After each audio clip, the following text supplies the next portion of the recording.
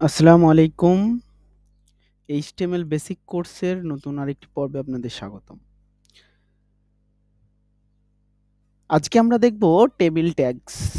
HTML table tags ব্যবহার করে কিভাবে টেবিল বানানো যায়, আমরা সেটা আজকে দেখব। কিভাবে টেবিলটা আমরা বানাচ্ছি সেটা চলুন শুরু করি। আমরা একটা টেবিল বানাই HTML টেবিল ট্যাগগুলোর মাধ্যমে।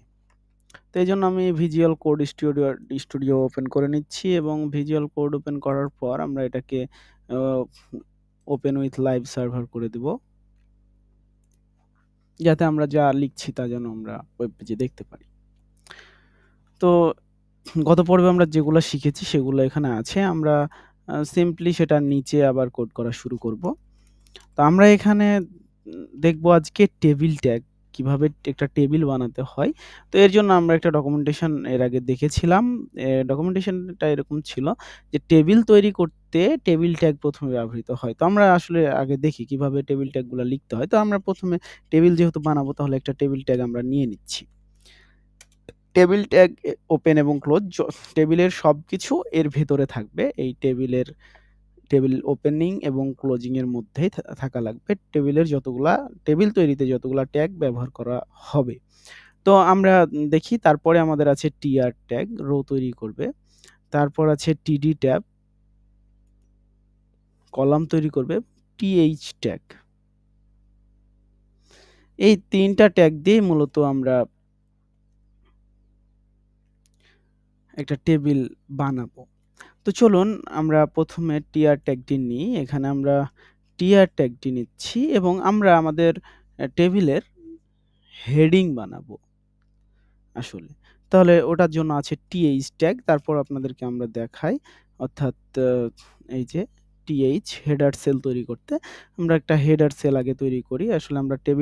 আসলে টেবিলটা কিরকম সেরকমও যদি আমরা দেখি, আমরা যদি অনলাইনে একটু সার্চ করি যে HTML সিম্পল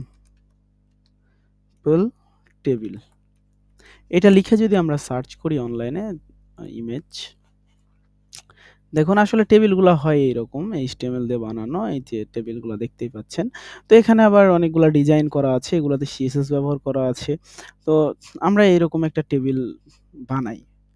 এর মধ্যে থেকে যেকোনো একটা টেবিল, যে মনে করেন যে আমরা একটা টেবিল বানাই, যে টেবিলটা আসলে এইরকম দেখতে হয় আরকি HTML এ বানানো টেবিলগুলা। তো চলুন আমরা এখানে শুরু করি। তো আমরা এখানে টিআর ট্যা টি এ হেড হেডার লেখার জন্য আমরা এখানে নিয়েছি। তো আমরা একটা আ হিসাব-নিকাশের টেবিল বানাতে চাচ্ছি। তো আমরা এখানে ১ম এ লিখছি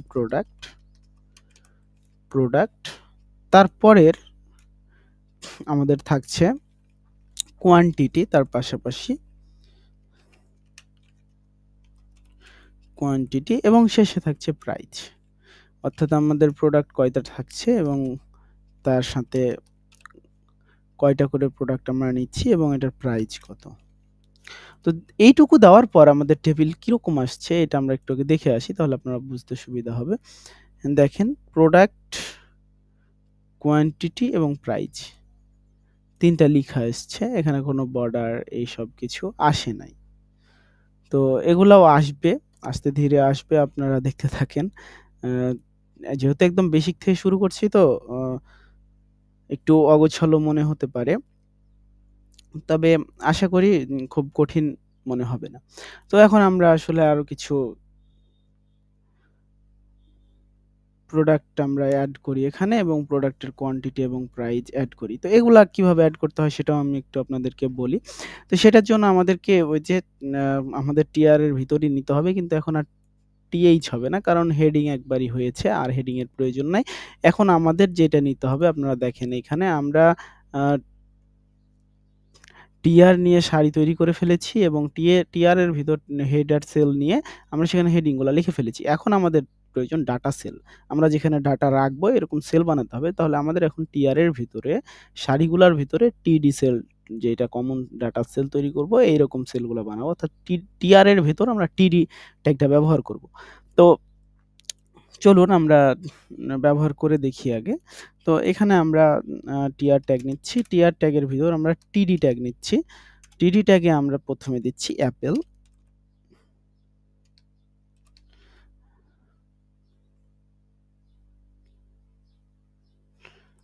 এবং আমরা অ্যাপেল নিচ্ছি 4টা। আমরা 4টা অ্যাপেলের দাম রাখছি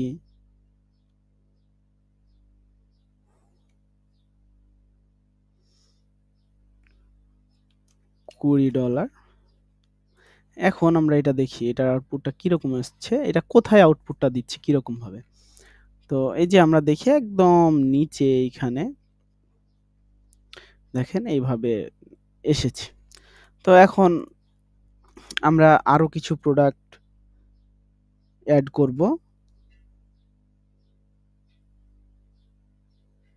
তো সেটার জন্য আমরা আবার সেম একই ক্যাটাগরির কাজকর্মগুলা করব ধীরে ধীরে।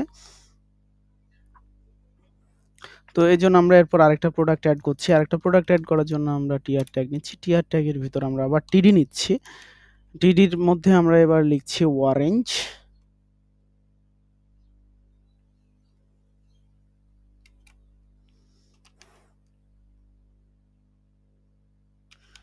অরেঞ্জ এবং অরেঞ্জ নিচ্ছি আমরা কয়টা নেওয়া যায়, 6টা। এবং এরপরে আমরা নিচ্ছি এটার প্রাইস নিচ্ছি $30। তো আমরা এটাও একটু আউটপুটটা দেখব। দেখেন আউটপুটটা মানে কি, অর্থাৎ আমরা এখানে যদি এইটা একটু বুঝতে যাই, আগে আমরা একটু বুঝে নিই যে আসলে এগুলা কিরকম ভাবে কি আসছে, কোনটা দিয়ে কিরকম কি আসছে, এটাও আমরা একটু বুঝে নিই। তো আমরা প্রথমে একটু দেখার চেষ্টা করি বলতে আমরা এখানে দেখি, আমরা এখানে প্রত্যেকটাতে টিআর ব্যবহার করছি, প্রত্যেকটা, অর্থাৎ টিআর অর্থাৎ অর্থাৎ সারি তৈরি করছি, অর্থাৎ টিআর যদি আমরা দিচ্ছি তাহলে এই দিকে সারি হচ্ছে। এবং টিআর এর ভিতর যখন আমরা টি হেড এবং টি ডি ব্যবহার করছি এই টিএইচ এবং টিডির জন্য, তো টিএইচ এ আমাদের যে সকল প্রোডাক্টগুলো আছে, প্রোডাক্ট কোয়ান্টিটি এবং প্রাইস, এইটা যে হেডিংগুলা এইগুলা আসছে আমাদের সব উপরে এবং এগুলো একটু গাঢ় আসছে, কারণ এগুলো একটু হেডিং টাইপের এই জন্য। এবং তারপর আমরা যদি আরেকটু দেখি, সেটা হলো আমাদের এই যে টিআর এর ভিতরে আবার আমরা টিডি নিচ্ছি। এখন এর আগে নিলাম হেডিং, যেগুলো আমাদের একটু গাঢ় দেখালো। এরপর আমরা নিলাম টিডি, এগুলা কিন্তু আর গাঢ় দেখাবে না, কারণ এগুলো আমাদের এক একটা ডাটা শেল, আমরা এখানে একটা করে ডাটা রাখতে পারবো।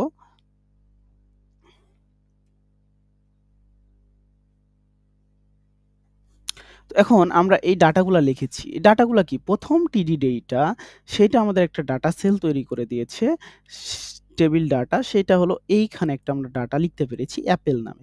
তার পরবর্তীতে আবার এই যে টিআর এই লম্বার ভিতর আবার মনে করেন যে আমাদের করেছে কি, আমাদের পরবর্তীতে আবার এইখানে আরেকটা ডাটা সেল তৈরি করে দিয়েছে এবং পরবর্তীতে আবার প্রাইজের নিচে আরেকটা ডাটা সেল তৈরি করে দিয়েছে।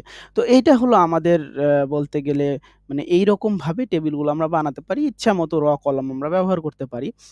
কিন্তু আমরা দেখেন এইখানে টেবিলগুলো একটু ভিন্ন আসছে। তো আমরা টেবিলের বর্ডারটা আগে দেওয়ার চেষ্টা করি। তো টেবিলের বর্ডার দেওয়ার জন্য আমরা এখানে সিম্পলি বর্ডার 1 দিয়ে দিলাম। এখন আমরা এটা দেখি কি অবস্থা, দেখেন এখন এখানে আমাদের দেখছেন যে ডাবল বর্ডার আসছে। এটার জন্য আমাদের আসলে একটু সিএসএস এর প্রয়োজন পড়ে, অর্থাৎ এটার জন্য একটা প্রপার্টি আছে বর্ডার কলাপস। তো এটা আমরা পরবর্তীতে দেখব। আপাতত আমরা দেখলাম যে কিভাবে একটি টেবিল বানানো যায় এইচটিএমএল এবং সিএসএস এর মাধ্যমে। তো আমরা আরেকটা দিয়ে এখানে একটা টোটাল ব্যবহার করি। তো এইজন্য আমি এর নিচেই আমরা আরেকটা টিআর নিচ্ছি। টিআর নেওয়ার পর এখানে আমরা একটা টিডি দিচ্ছি যে টোটাল, এবং আমরা এখানে টোটাল প্রাইসটা দিচ্ছি 30 এবং 20 $50। এখন দেখেন এটা কোথায় শো করেছে? এখানে শো করেছে। কিন্তু আমাদের তো শো করার কথা এখানে। কিন্তু কেন এমনটি হলো? এখন তাহলে আমাদেরকে এইটার জন্য কারণ এইখানে আমাদের ৩ টা করে ডাটা সেল আছে এবং প্রত্যেকটা মানে এটা নরমালি প্রত্যেকটা ডাটা সেল মনে করেন একটার পর একটা নিয়ে নেয়। তো এখন এইটার জন্য আমাদেরকে যেটা করতে হবে, আমাদের ২ টা প্রপার্টি আছে বলতে গেলে অ্যাট্রিবিউট ও বলতে পারেন।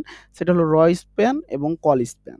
তো আমরা যদি এইটাতে একবার র স্প্যান দিয়ে দেখি, র স্প্যান 2 দিলাম। এখন যদি আমি এটা দেখি তাহলে দেখেন কিরকম হবে। রিলোড হোক।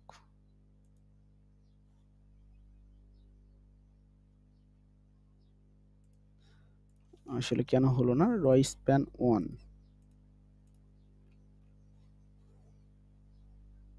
আচ্ছা। আমরা কল স্প্যান ইউজ করি। কল স্প্যান 2 তাহলে আমরা বুঝতে পারবো। এই যে দেখেন। অর্থাৎ এখন আমরা র স্প্যান দিয়ে কেন হলো না ওটাও আমরা দেখবো আরকি। তো ওইটা দেখার জন্য আমাদেরকে কি করতে হবে? আমরা যদি প্রোডাক্টের একটা র স্প্যান দিই, চলেন দেখি একটা দিয়ে আসি। আসলে পরীক্ষা করতে হবে। এখানে যদি আমরা একটা এটা যেহেতু কল স্প্যান এটা র স্প্যান নিয়ে দিই। র স্প্যান নিলাম, র স্প্যান 2 দিলাম। এখন যদি আমরা দেখি তাহলে কেমন হয়? দেখেন এখানে মানে নিচে একটা করে জায়গা নিয়ে নিয়েছে। এইটা সরাই দিয়েছে। তো এটা ফিক্স করা যাবে। তো আমি আপনাদেরকে দেখালাম আসলে র স্প্যান এবং কল স্প্যান বলে ২ টা অ্যাট্রিবিউট আছে যেগুলা মানে আসলে কিভাবে কাজ করে টেবিলের মধ্যে এই জিনিসটা আপনাদেরকে আমি বুঝালাম। তো আমি এইখান থেকে র স্প্যানটা কেটে দিচ্ছি। তো এই ছিল HTML এর একটা বেসিক টেবিল তৈরি করার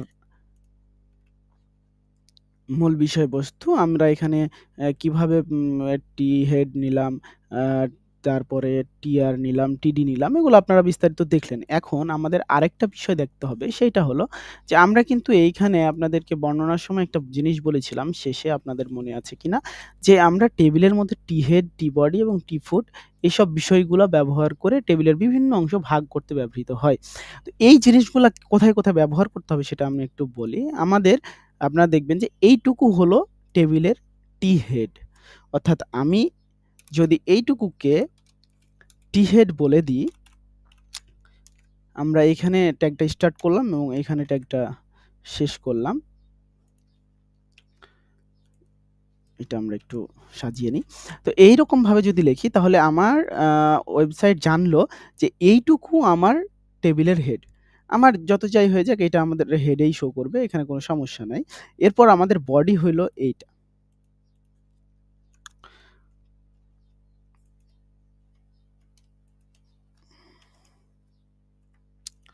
তো আমরা এখানে body নিচ্ছি।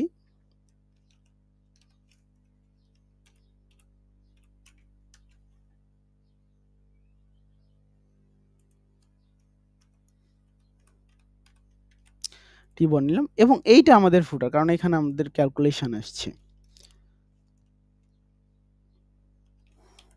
foot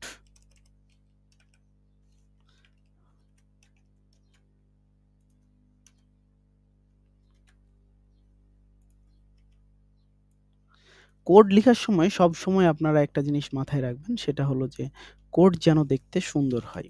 আমি যেরকম ধরেন সাজিয়ে গুছিয়ে লিখলাম এইরকমভাবে আপনারা কোডগুলা লিখবেন। তাহলে আরকি দেখতে সুন্দর লাগবে এবং আপনার কোড বুঝতে আপনার সুবিধা হবে। তো আমরা কি করলাম এটাকে আমরা head এর মধ্যে রাখলাম, এটা আমাদের body র মধ্যে রাখলাম এবং এটা foot এর মধ্যে রাখলাম। এখন আমরা যখন কোড করব তখন আমরা জানি যে এইটুকুতে আমাদের body আছে এবং এখানে আমাদের রেজাল্ট বের হবে। তাহলে কি আমাদের কোডগুলো করতে সুবিধা হবে এবং আমার ব্রাউজার বুঝতে সুবিধা হবে যে না এটা টেবিলের ফুটার, এটা টেবিলের হেডার এবং এটা বডি। তো আজকে আমরা টেবিলের যত কিছু ছিল আরকি বলতে গেলে HTML এর বেসিক একটা টেবিল বানানোর জন্য আপনাদের যা প্রয়োজন আমি তা দেখালাম। পরবর্তীতে আমরা টেবিলে যখন CSS ব্যবহার করে দেখাবো তখন টেবিলগুলো আরো অ্যাট্রাকটিভ হবে যে এরকম আমি আপনাদেরকে কিছু টেবিল দেখাই। ইউজিং CSS যদি দেখাই এখানে দেখেন টেবিলটা কত সুন্দর লাগছে। এই টেবিলটা দেখেন কত সুন্দর লাগছে। তো এইরকম টেবিলগুলা আমরা বানাবো। আমরা যখন CSS পর্বে যাবো তখন আমরা আবার এই টেবিলগুলা বানানো দেখব। তো আজকের পর্বটা এই পর্যন্তই। পরবর্তী ভিডিও দেখার আমন্ত্রণ জানিয়ে এখানে বিদায় নিচ্ছি। আল্লাহ হাফেজ।